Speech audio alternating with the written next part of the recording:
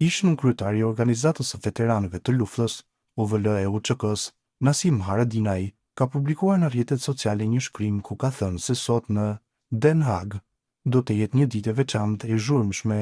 Në profilin e tij zyrtar, Haradinaj kishte treguar se motoristët të cilët u nisën nga Prekazi për në Haag për të marshuar për drejtësi për ish-kryerët e UÇK-s, kishin mbërritur. Haradinaj tutje ka thënë se zhurma e motorëve do të dëgjohet edhe në qelitë e çlirimtarëve. Mëngjesin e sotëm, filluam rigrupimin e motoristëve defilues për në Haag. Ata po bashkohen dhe sot në Den Haag do të jetë një ditë e veçantë e zhurmshme.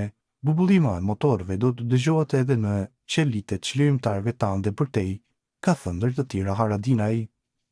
Para 4 ditësh rreth 150 motoristë shqiptarë nga vende të ndryshme të Kosovës dhe Europës në kuadër të platformës Liria ka emër, kanë nisur marshimin drejt Hagës me motocikleta me thirrje të vetme, drejtësi për ish-krierët e ushtrisë çlirimtare të Kosovës, të cilët janë duke u gjykuar në Hag.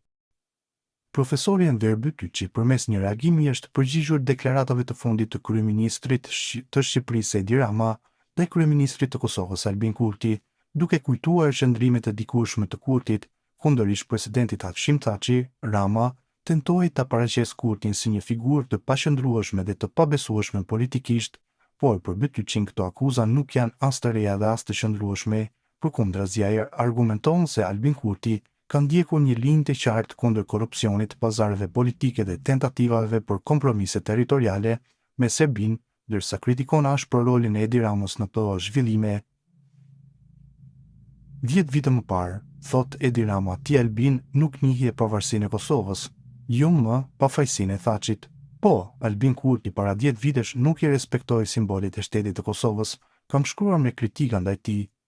Po që Albin Kurti 10 vjet më parë jo vetëm nuk e njihte pafajësinë e Hashim Thaçit, por e fajsoi asokoi ish kryeministrin e më pas presidentin e Kosovës për shumë gjëra fondamentale që çonin në shkatrimin e shtetit. Pra jo vetëm nuk e njohu pafajësinë e Thaçit, por i denoncoi me vendosshmëri të gjithë fajësitë e tij. Cilat ishin ato? Korrupsioni i tmerrshëm, të cilin Edi Rama nuk e quan as faj dhe as gabim. Përkundrazi, kryeministri i Shqipërisë e konsideron korrupsionin aftësi dhe mundësi për të pasuruar. Albin Kurti luftoi kundër planit Pronto që u bë çifligar i territorit pronarëve dhe tokave të Kosovës.